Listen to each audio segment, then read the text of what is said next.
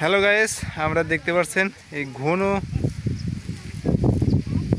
কাইসা ঘন বড় বড় বন, এই বনের মধ্যে এসে আমরা এইমাত্র আসলাম।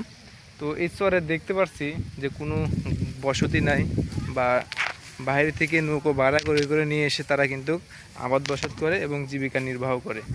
তো আপনারা দেখতে পাচ্ছেন এই যে ঘন জঙ্গলের চরে আমার এই ভিডিওতে।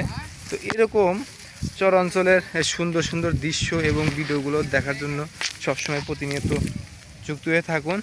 তো এই দেখতে পাচ্ছেন কী অবস্থা।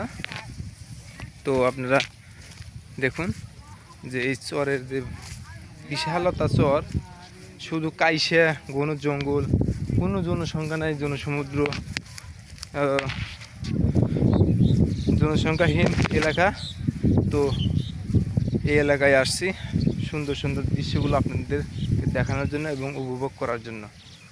তো সেক্ষেত্রে আপনারা ভিডিওটি কন্টিনিউ করুন এবং এরকম সুন্দর সুন্দর ভিডিও দেখার জন্য আপনারা দেখতে থাকুন। তো ভালো থাকবেন।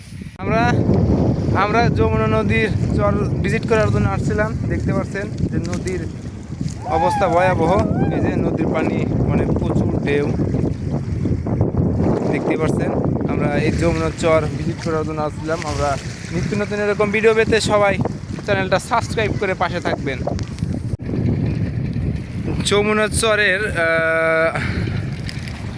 চরের বাসিন্দারা দেখতে পাচ্ছেন এই যে গরুর খাদ্যগুলো সংগ্রহ করার জন্য সবাই চরে এসে কিন্তু অনেক কষ্ট করে করে গাছগুলো কেটে গরু বাছুর, গবাদি বাছুর, পশুর খাদ্য সংগ্রহ করে। এরা এরকম করে দেখতে পাচ্ছেন অনেক কষ্ট ও পরিশ্রমের মধ্য দিয়ে তারা কিন্তু এই গবাদি পশুর খাদ্য সংগ্রহ করে এরা জীবিকা আরোহণ করে।